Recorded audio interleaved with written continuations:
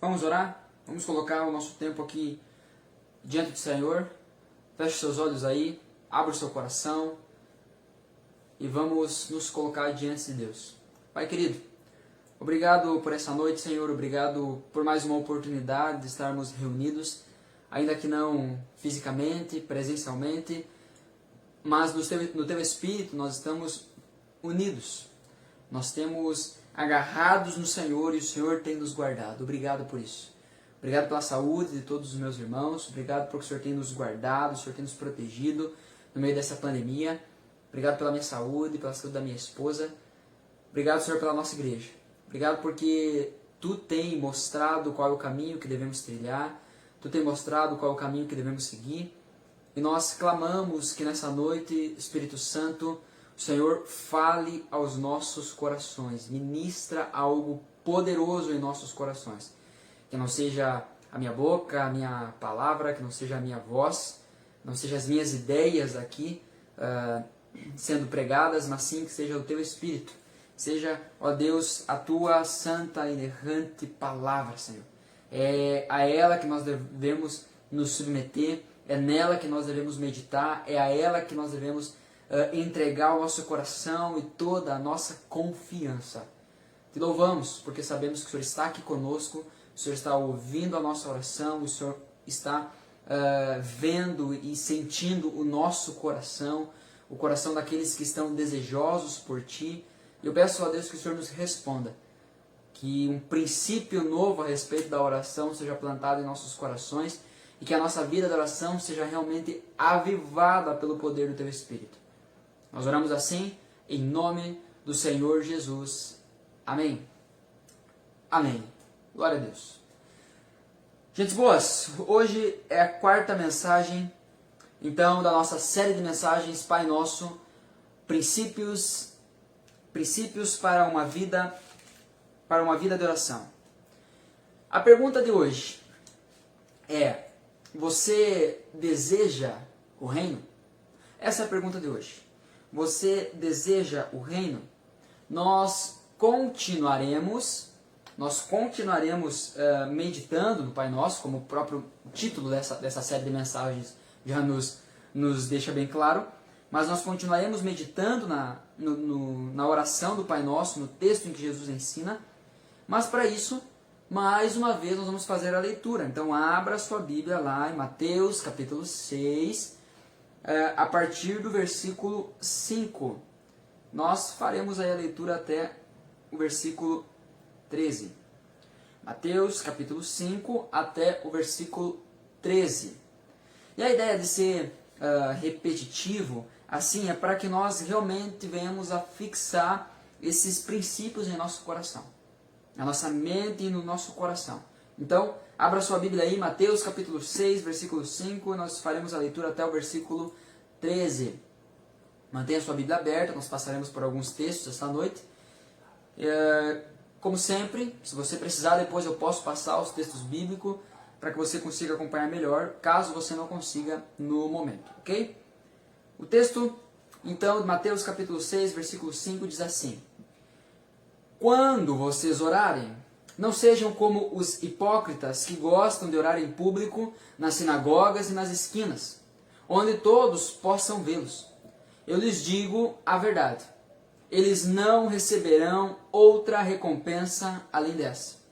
Mas quando orarem, cada um vá para o seu quarto, feche a porta e ore a seu pai em segredo. Então, seu pai, que observa em segredo, os recompensará. Ao orar, não repitam frases vazias sem parar como fazem os gentios. Eles acham que se repetirem as palavras várias vezes, suas orações serão respondidas. Não sejam como eles, pois seu pai sabe exatamente do que vocês precisam antes mesmo de o pedirem. Portanto, orem da seguinte forma: Pai nosso que estás no céu, santificado seja o teu nome. Venha o teu reino, seja feita a tua vontade, assim na terra como no céu. Dá-nos hoje o pão para este dia, e perdoa nossas dívidas, assim como perdoamos os nossos devedores. E não nos deixe cair em tentação, mas livra-nos do mal. Pois teu é o reino, o poder e a glória para sempre. Amém. Então essa é a oração que Jesus ensina. Portanto, orem da seguinte forma.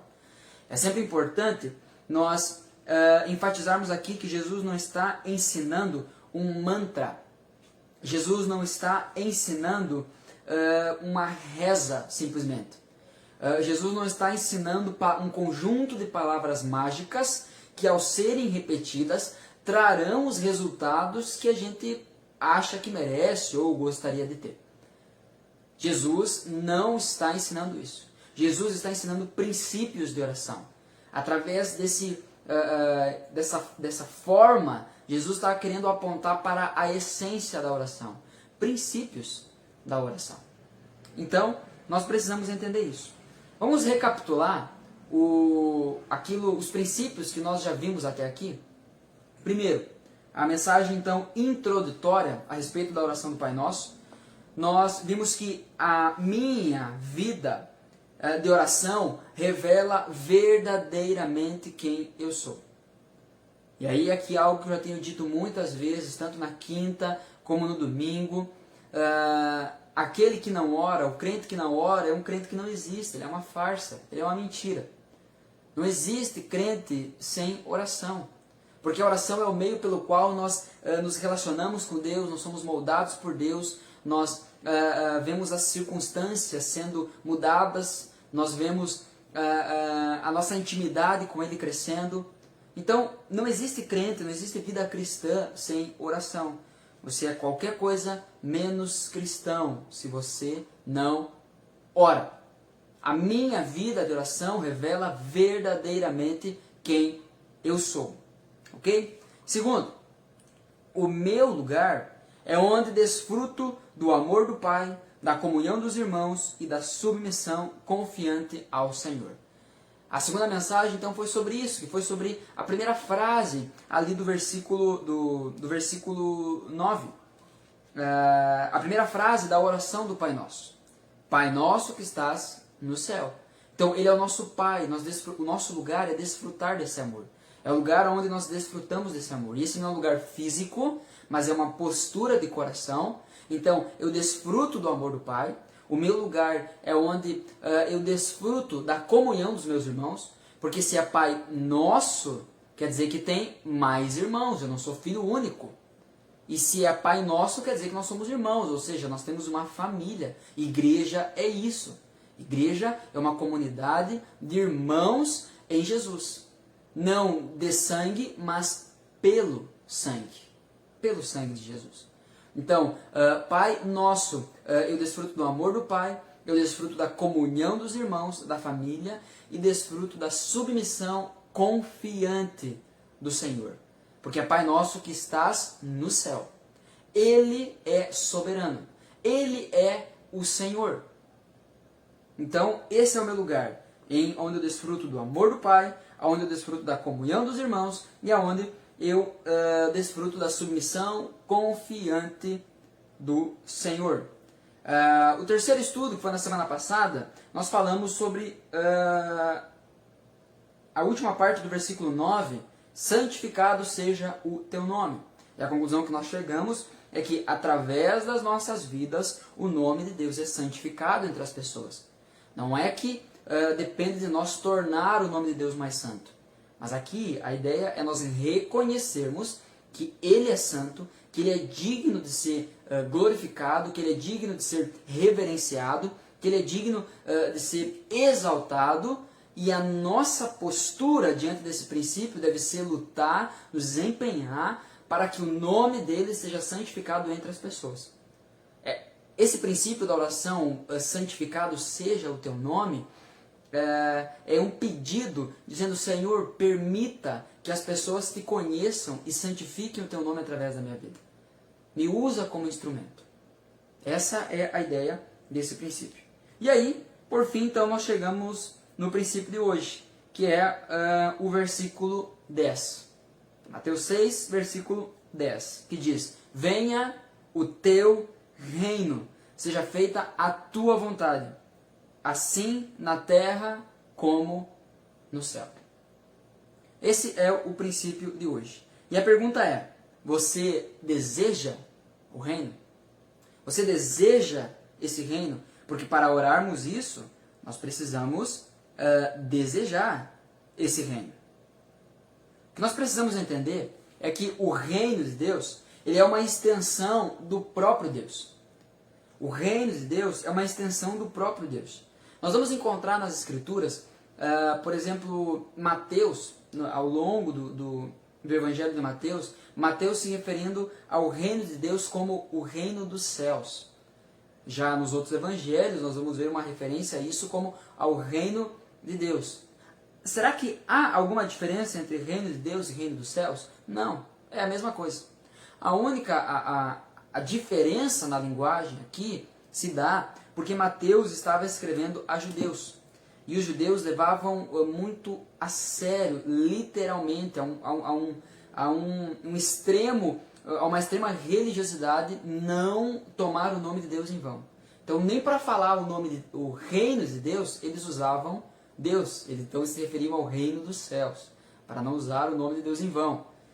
Na concepção deles, isso era usar o nome de Deus em vão. Então, quando você encontrar reino de Deus ou reino dos céus, é a mesma coisa. Ok? A nossa oração deve ser para que esse reino venha. Venha o teu reino, Senhor. E quando nós clamamos para que o reino de Deus venha, nós estamos clamando para que o próprio Deus venha. Porque o reino de Deus é uma extensão do próprio Deus. O reino de Deus é uma extensão do próprio Deus. Quando falamos sobre reino, nós estamos falando sobre o direito legal, o direito que Deus tem de reinar. Ele tem o direito de reinar, porque foi Ele que criou. Ele projetou tudo, Ele é dono, Ele é Senhor, Ele é Rei.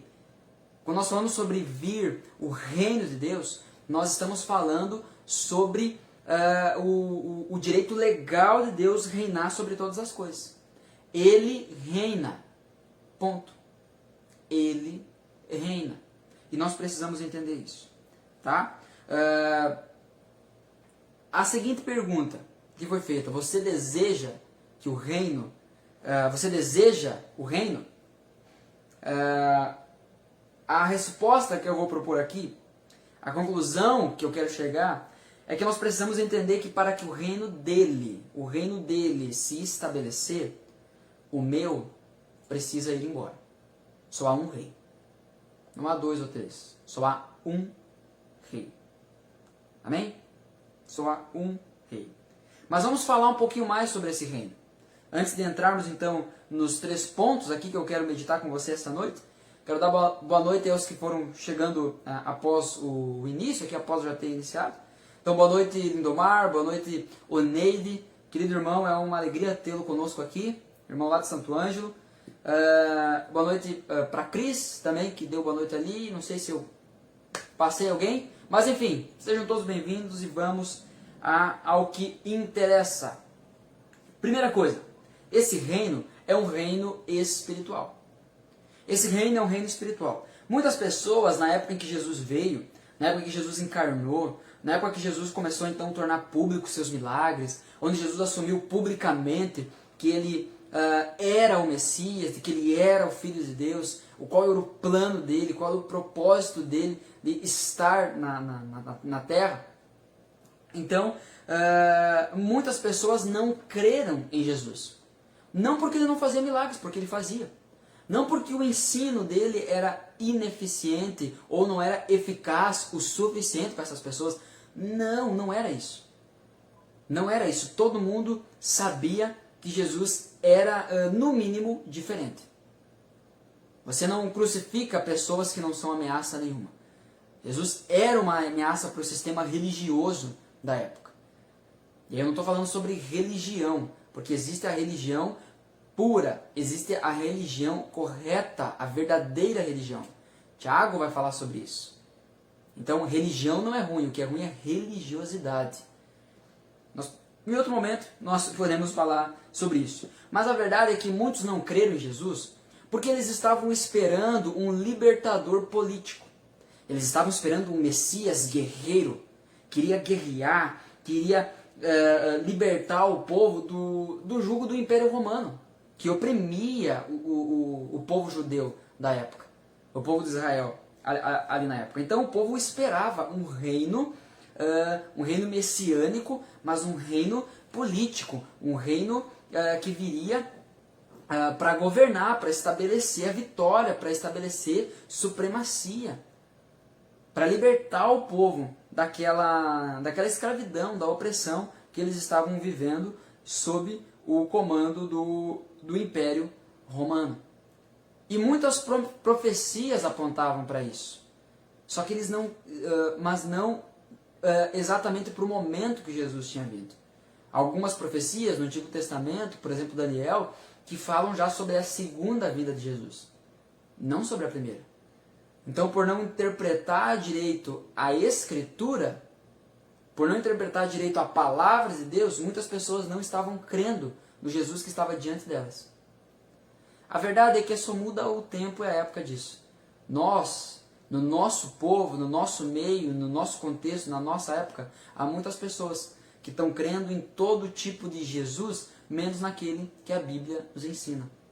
Porque são ensinados por pessoas de má fé, porque são ensinados por pessoas que são talvez sinceras, mas sinceramente erradas, e isso não a torna menos erradas, por não ler a Bíblia, por não orar, por não buscar conhecimento, estão sendo enganados e não estão crendo nem se relacionando com o Jesus verdadeiro da Bíblia.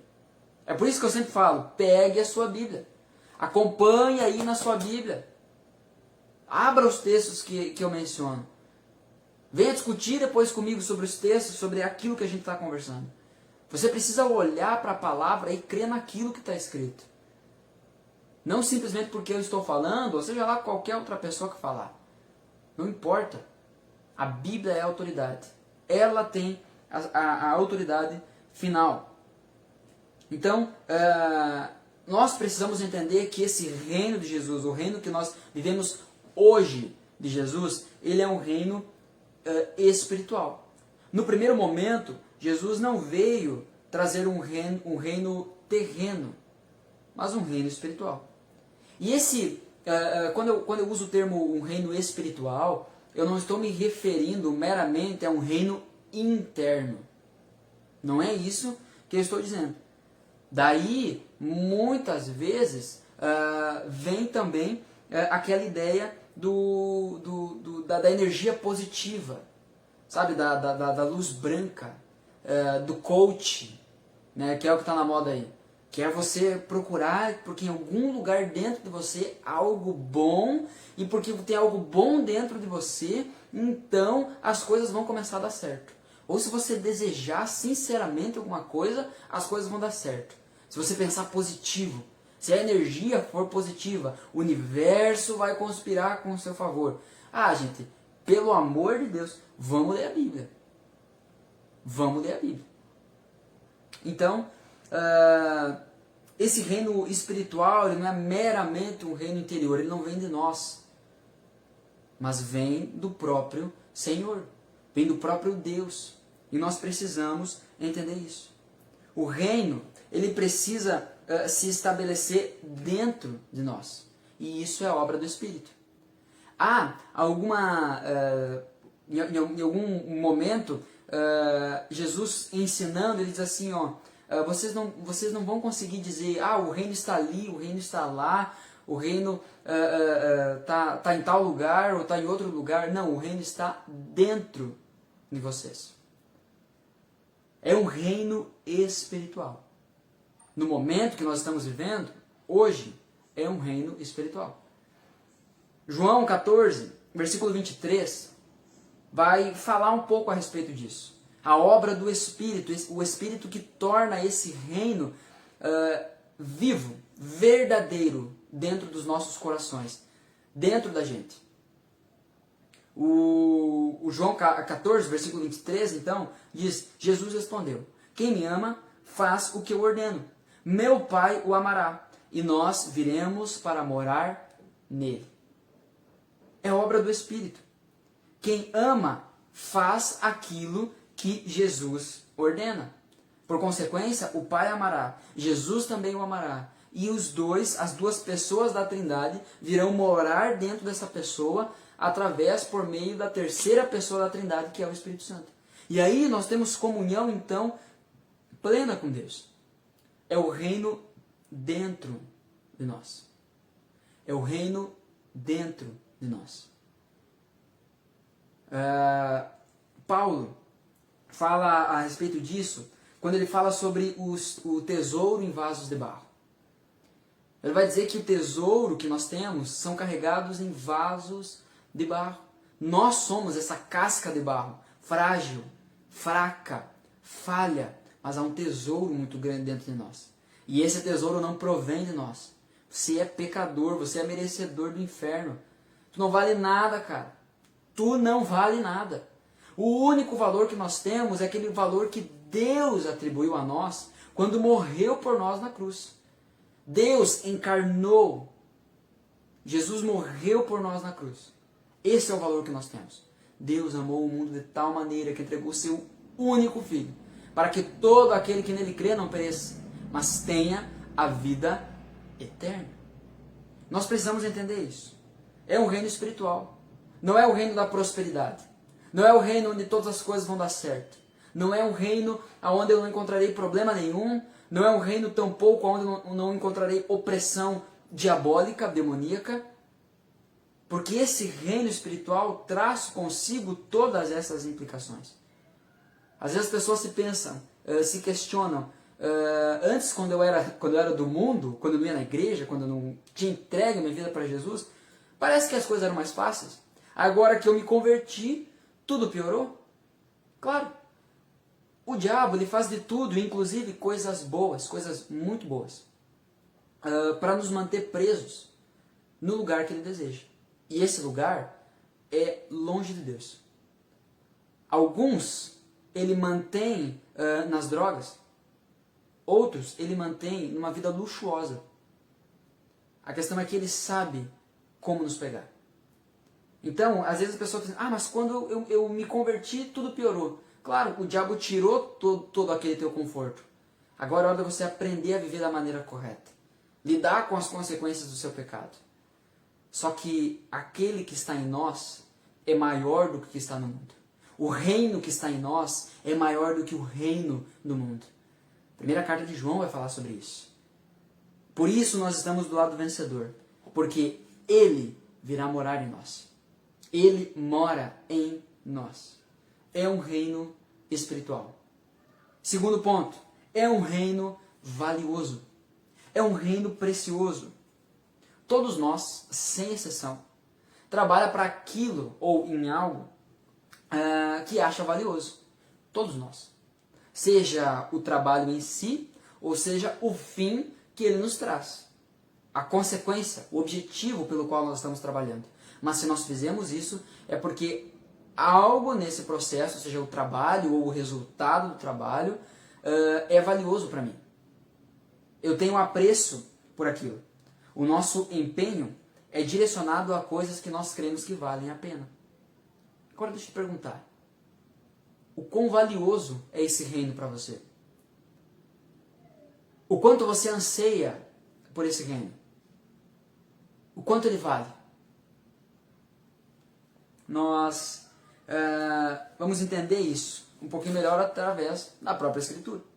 A verdade é que quando nós encontramos algo de valor, algo que vale a pena, os sacrifícios, os aparentes prejuízos são motivos de orgulho. São quase que marcas de um guerreiro orgulhoso. Sabe, aquele guerreiro, aquele contexto de filme de guerra, quando tu vê um cara com uma cicatriz assim, que atravessa o rosto dele, tu pensa, o cara esse é brabo, esse é guerreiro, esse é forte. Tu já sente medo só em ver ele. E ele usa, e o guerreiro então ele expõe aquela cicatriz dele com orgulho, porque feriram ele, mas ele sobreviveu e saiu vivo da batalha, ele venceu. Quando nós achamos alguma coisa que vale a pena, alguma coisa que nós atribuímos valor, que nós achamos que é valioso, os sacrifícios, os aparentes prejuízos iniciais, ou enfim, na verdade são motivos para a gente se orgulhar. porque a gente quer mostrar que aquilo realmente é valioso para nós. É como uma mãe que abre mão muitas vezes de comer alguma coisa boa, saborosa, para dar para o seu filho. E ela fala isso com orgulho. Por quê? Porque ela ama o seu filho. Quando nós encontramos alguma coisa que nós amamos, não existe prejuízo, não existe sacrifício grande demais para alcançar aquilo que nós estamos buscando. Abra comigo, Mateus capítulo 13. Mateus capítulo 13. Algumas páginas só para frente aí da oração do Pai Nosso. Mateus capítulo 13, nós vamos ler aí a partir do versículo 44. Mateus capítulo 13, a partir do versículo 44. Aqui Jesus conta duas pequenas parábolas. Duas pequenas parábolas, mas que são preciosas demais. Que trazem um ensino enorme. Então, vou dar ainda um pouquinho mais de tempo para que todos consigam abrir. Mateus, capítulo 13, versículo 44. Nós vamos ler essas duas pequenas parábolas que Jesus conta. A primeira, então, é a parábola do tesouro escondido, onde Jesus diz assim: o reino dos céus, ou o reino de Deus, é como um tesouro escondido que um homem descobriu num campo. Em seu entusiasmo, ele escondeu novamente, vendeu tudo o que tinha e com o dinheiro da venda comprou aquele campo. A segunda parábola que Jesus conta, então, está no versículo 45, que diz: o reino dos céus, ou o reino de Deus, também é como um negociante que procurava pérolas da melhor qualidade. Quando descobriu uma pérola de grande valor, vendeu tudo o que tinha e com o dinheiro da venda comprou tal pérola. Qual a semelhança entre essas duas parábolas? Nos dois casos, tinha-se algo no início e foi-se desfeito desse algo para alcançar, para obter algo mais valioso. E Jesus está aqui claramente, categoricamente, contando essa parábola, afirmando que assim é o reino dos céus. Então, mais uma vez, a pergunta: o reino dos céus, o reino vale quanto para você? A resposta deve ser que o reino vale mais do que tudo. Não há o que eu tenho que eu não possa ou não deva abrir mão, vender para alcançar esse reino. E aqui Jesus está usando uma figura de compra e venda, mas a questão aqui não é nós comprarmos e vendermos nossos bens, não é um empreendimento. Mas está falando sobre a nossa vida, sobre o nosso empenho, sobre a nossa força. Esse é um reino valioso, mas quão valioso ele é para você? Porque o que a Bíblia nos ensina é que vale a pena abrir mão de tudo por causa desse reino. E mais uma vez, não é abrir mão de tudo para alcançar nada ou pouca coisa. Ou trocar os 6 por meia dúzia. É abrir mão do tudo que eu tenho para alcançar tudo o que Jesus tem e vai me dar. E o tudo dele é infinitamente maior e melhor do que o tudo que eu tenho. Ou julgo ter. Porque na verdade tudo que eu tenho fora desse reino, tudo que eu tenho fora de Jesus é uma mentira. Passa, acaba. O tempo leva embora. Então, é um reino espiritual. É um reino valioso. E em terceiro lugar, ele é um reino eterno. É um reino que dura para sempre. É algo que realmente vale a pena, porque não se termina. Olha o que diz em Mateus capítulo 6, versículo 19. Logo ali depois da oração do Pai Nosso, no mesmo capítulo. Mateus capítulo 6, versículo 19. Até o versículo 21. Jesus então vai falar sobre isso. E a instrução de Jesus aqui é muito clara. Ele diz: não ajuntem tesouros aqui na terra, onde as traças e a ferrugem os destroem, e onde os ladrões arrombam casas e os furtam. Ajuntem seus tesouros no céu, onde traças e ferrugem não destroem, e onde ladrões não arrombam, nem furtam. Onde seu tesouro estiver, ali também estará o seu coração. O que é valioso para você? O que é o seu tesouro? Isso é mais valioso do que o reino? Porque é a nossa postura, é a nossa disposição em abrir mão daquilo que está nos impedindo de alcançar o reino, que vai dizer o quanto esse reino é valioso para nós. Porque se eu digo, não, o reino de Deus é mais valioso do que tudo para mim, mas eu troco ele por qualquer outra coisa, ou eu hesito abrir mão de qualquer coisa, ou de algumas coisas, ao invés de buscar esse reino. Nós precisamos entender isso. Nós precisamos meditar nisso. Não ajuntem tesouros aqui na terra, onde a traça e a ferrugem consomem e corroem.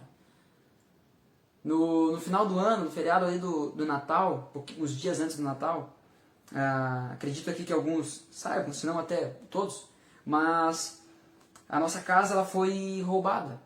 A casa que nós morávamos, a cidade que nós morávamos. E assim, nem que eu quisesse eu conseguiria lembrar de tudo aquilo que levaram. Sei que fizeram uma limpa. Até uma camiseta minha levaram, porque ficou uma camiseta de um dos caras que entrou na casa lá. Ele tirou a camiseta dele, deixou em cima do sofá e levou uma minha. Mas levaram muitas coisas. Agora, a minha vida não é movida por construir e ganhar bens aqui nessa terra. Tanto que a nossa oração, a nossa postura diante disso, claro que abalados, assustados, aquela preocupação inicial, mas eu e minha esposa, nós oramos, nós meditamos naquilo que Deus, no histórico de bondade de Deus, na forma como Deus sempre nos cuidou. E a nossa oração era a seguinte: aquilo que levaram não era nosso. Não era nosso, porque tudo que a gente tinha era de Deus. Tudo que nós tínhamos estava a serviço dele.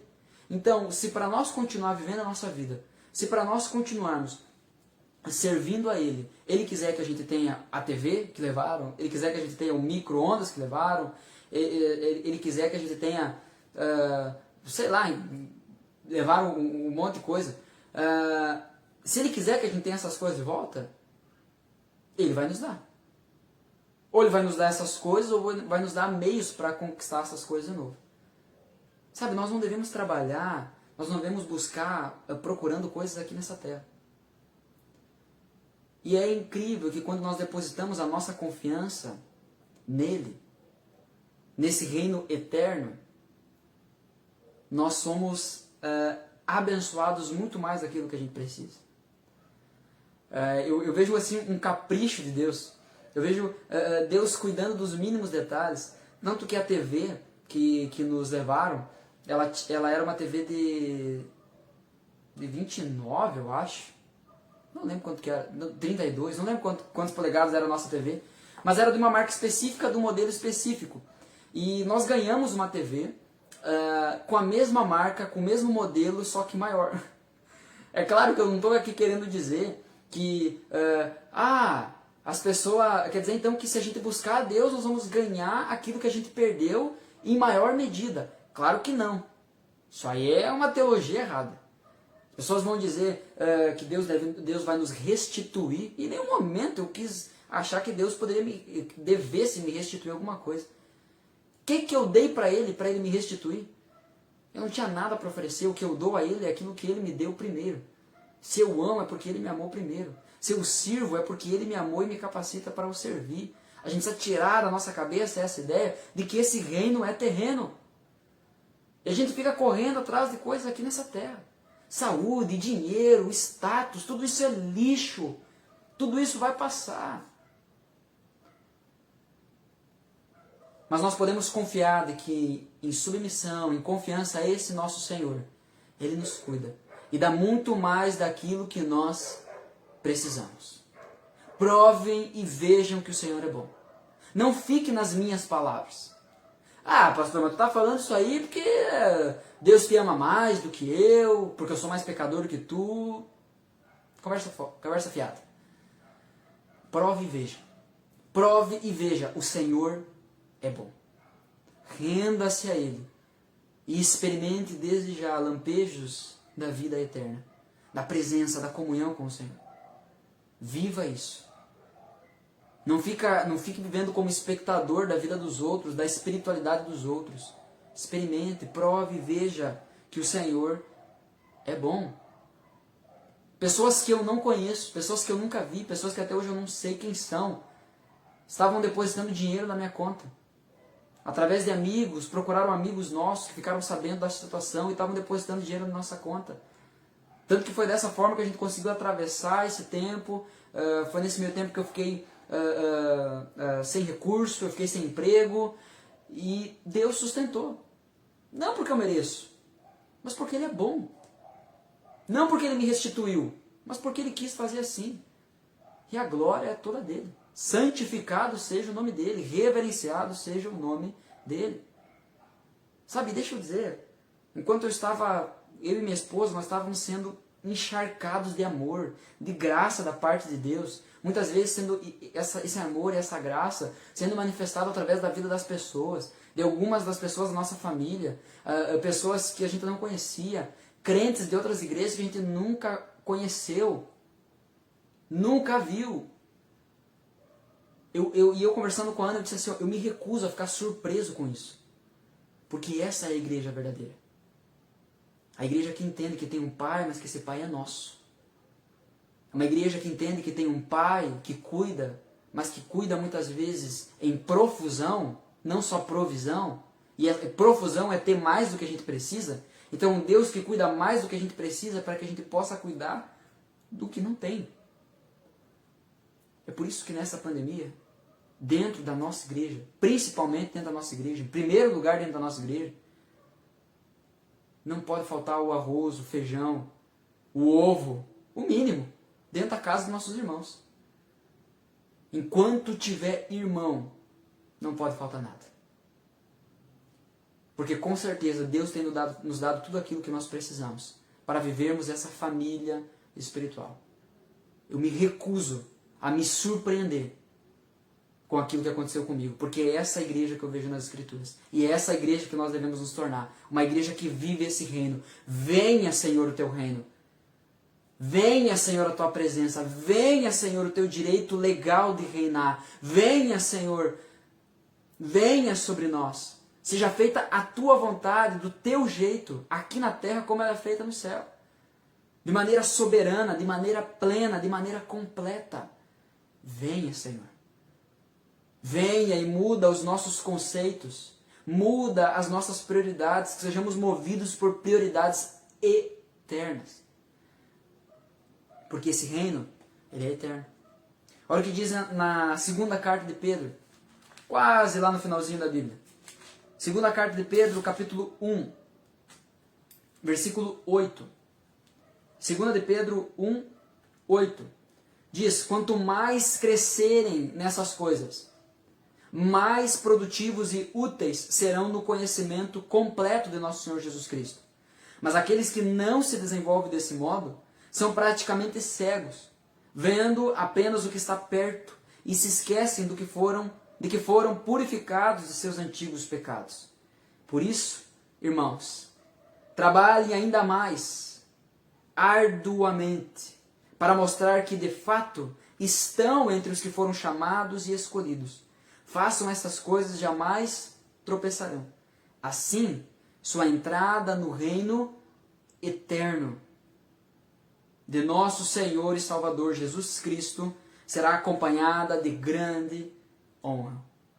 A nossa honra não está aqui nessa terra. A nossa honra, a recompensa, está na entrada no reino eterno do nosso Senhor Jesus. Que Deus fale aos nossos corações. Eu quero ler ainda mais um último texto e quero convidar você a abrir a sua Bíblia. O Salmo 145. Eu não vou comentar sobre o Salmo, mas eu quero que você leia esse Salmo, que você medite nesse Salmo, Talvez tire essa semana para meditar nesse salmo. Salmo 145.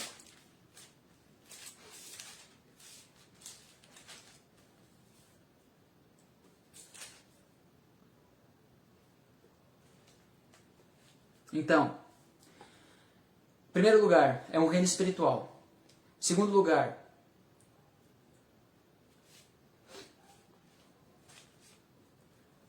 é um reino espiritual. Em segundo lugar, é um reino valioso. E em terceiro lugar, ele é um reino eterno. Nós não vivemos para esse mundo. Nós não vivemos para o agora. E talvez você já chegou a essa conclusão de uma maneira bem dolorosa. Você tem buscado as coisas desse mundo. Você tem buscado prazeres desse mundo. E você tem percebido o quão temporário, doloroso, frustrante é isso. Salmo 145 diz assim: Eu te exaltarei, meu Deus e Rei. Louvarei teu nome para todo sempre. Todos os dias te louvarei. Sim, louvarei teu nome para sempre. Grande é o Senhor, Ele é digno de muito louvor. É impossível medir sua grandeza. Que cada geração conte a seus filhos sobre tuas obras e proclame teu poder. Meditarei em teu majestoso e glorioso esplendor e em tuas maravilhas. Todos falarão de teus feitos notáveis, e eu anunciarei tua grandeza. Todos contarão a história da tua imensa bondade, e cantarão de alegria sobre a tua justiça. O Senhor é misericordioso e compassivo, lento para se irar e cheio de amor. O Senhor é bom para todos, derrama misericórdia sobre toda a sua criação. Todas as tuas obras te darão graças, ó Senhor, e teus fiéis te louvarão. Falarão da glória do teu reino e proclamarão o teu poder. Anunciarão teus feitos poderosos e a majestade e glória do teu reino. Pois o teu reino é reino para sempre. Tu governas por todas as gerações. O Senhor cumpre suas promessas. É bondoso em tudo o que faz. O Senhor ajuda os que caíram e levanta os que estão encurvados sob o peso de suas cargas. Os olhos de todos estão voltados para ti com esperança, e tu lhes provês o alimento conforme necessitam. Quando abres tua mão, satisfazes o anseio de todos os seres vivos. O Senhor é justo em tudo o que faz, é cheio de bondade. O Senhor está perto de todos que o invocam. Sim, de todos que o invocam com sinceridade. Ele concede os desejos dos que o temem. Ouve seus clamores e os livra. O Senhor protege todos que o amam, mas destrói os perversos. Louvarei o Senhor, e que todos na terra louvem o seu santo nome, para todo sempre. O reino é um reino eterno. É um reino espiritual. É um reino valioso. E é um reino eterno. Que essas verdades sejam enraizadas em nossos corações. Que essas verdades achem lugar em nossos corações. A minha oração é que o Espírito Santo plante isso em seu coração e que isso venha a frutificar para a glória do nome dele. Portanto, o pedido para que o reino venha não é uma condição para que isso aconteça. Nós acabamos de ler. O reino dele é eterno, ponto. O reino dele virá, ponto. Ele reina, ponto. Ele não precisa de nós. Então, a oração do Pai Nosso, que venha o teu reino, e por consequência que seja feita a tua vontade, aqui na terra como é feita no céu, não é uma condição para que o reino venha, mas sim uma manifestação do nosso anseio de que ele venha logo. De que o reino de Deus venha logo, de que Jesus volte para nos buscar. Haverá o dia, o grande dia do Senhor. Aquele dia sobre o qual a Escritura diz que ninguém sabe o dia e nem a hora, que virá de surpresa, como um ladrão. Mas esse dia, o nosso Senhor estabelecerá plenamente o seu reino. Eliminará todo o mal. Nesse reino não haverá choro, não haverá morte, não haverá lamento, mas haverá alegria, satisfação, contentamento haverá um desfrutar eterno do amor do nosso Pai. Haverá o dia em que o reino de Deus será estabelecido plenamente. O reino de Deus já está, mas ainda não. Já está aqui em parte dentro de nós, mas ainda não totalmente, onde toda a sua criação será redimida e será impactada pelo estabelecer desse reino. Voltemos então para a pergunta inicial. Você deseja que o reino venha? Para o reino dele se estabelecer, o meu precisa ir embora. Que Deus abra os nossos corações e nos ensine, que Ele nos convença que viver o reino dele é a melhor coisa desse mundo. Não há nada mais valioso do que isso. Amém? Quero orar por você e aí depois nós iremos orar por pedidos específicos. Senhor Deus e Pai, em nome de Jesus eu quero te agradecer por essa noite, quero te agradecer por esse tempo que nós passamos juntos aqui. E a minha oração, Deus, é que o Teu nome seja santificado, que o Teu nome seja conhecido, o Teu nome seja lembrado, toda a honra e toda a glória seja a Ti, ó Deus. Nós estamos aqui reconhecendo a nossa dependência de Ti. Nós estamos aqui, Senhor, estudando, procurando entender através da oração do Pai Nosso, princípios para a nossa vida de oração. E como nós temos sido enriquecidos pela Tua Palavra. Que o nosso coração sempre esteja dobrado, quebrantado, sincero diante do Senhor. Que estejamos sempre prontos para aprender. Com reverência diante da Tua Palavra. Não ouvindo e fazendo preocupado com um monte de outras coisas. É a nossa tentação nesses dias onde a nossa forma de se reunir tem sido online. A gente para ver o culto, mas lava a louça, dobra a roupa, arruma a casa, conversa com outras pessoas. Ah, Senhor, nos perdoa por isso, nos perdoa pelo descaso, nos perdoa porque muitas vezes nós honramos o Senhor com a nossa boca, mas o nosso coração está longe de Ti. Como o próprio Jesus falou a respeito disso. Quando há muito tempo o profeta Isaías falou a respeito disso. Há pessoas que honram o Senhor com a boca, mas o coração está longe de Ti. Nos perdoa porque muitas vezes nós estamos dentro desse grupo de pessoas. Nós somos essas pessoas. Nós falamos que valorizamos o Teu reino. Nós falamos que vivemos para o Teu reino. Mas o nosso proceder, o nosso coração está longe disso. Que nessa noite o Teu Espírito Santo nos convença do nosso pecado. Gere em nossos corações um verdadeiro arrependimento. E que possamos dar a resposta que o Senhor espera. Grave em nossos corações que para de fato o Teu reino se estabelecer aqui dentro de nós, o nosso reinado precisa ir embora. O nosso trono precisa ser desocupado para que o verdadeiro rei, o rei da glória, estabeleça o reinado em nossas vidas. Em nome de Jesus. Nós clamamos, ó Pai, pelos pedidos que nós já estamos orando há alguns meses, desde o ano passado, ano retrasado. Nós clamamos, ó Deus, por um avivamento. E nós sabemos, ó Deus, que isso passa pela nossa vida de oração. Nós sabemos, ó Deus, que isso passa por nós entendermos esses princípios de oração. Isso passa pela nossa submissão à Tua Palavra. Isso passa pela nossa submissão ao Teu reino, nosso anseio para que o Teu reino venha. Isso é o avivamento, nós clamamos por isso. Dá-nos uma profunda convicção do pecado que existe em nós, e que somos ruins, que somos depravados, que precisamos do Senhor. Ah, Espírito Santo, aviva a Tua igreja, Senhor. Aviva os nossos corações. Em nome de Jesus. Nos ajuda, Senhor, a nos maravilharmos com a Tua beleza, com a Tua bondade, com o Teu reinado, Senhor, com a Tua glória, com a Tua majestade. E concede aos nossos corações uma profunda compaixão, um profundo amor pelos perdidos.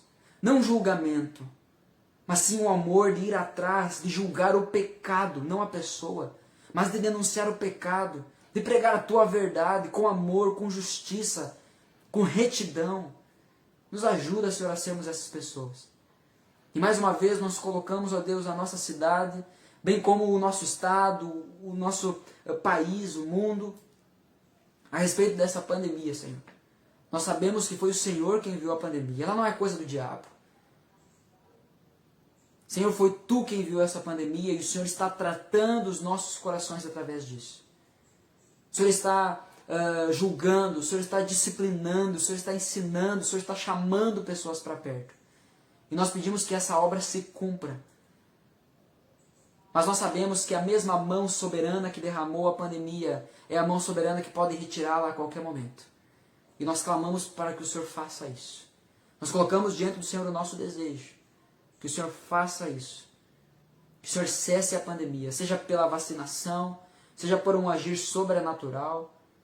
Que o Senhor faça isso. Contudo, seja feita a tua vontade e não a nossa, Senhor.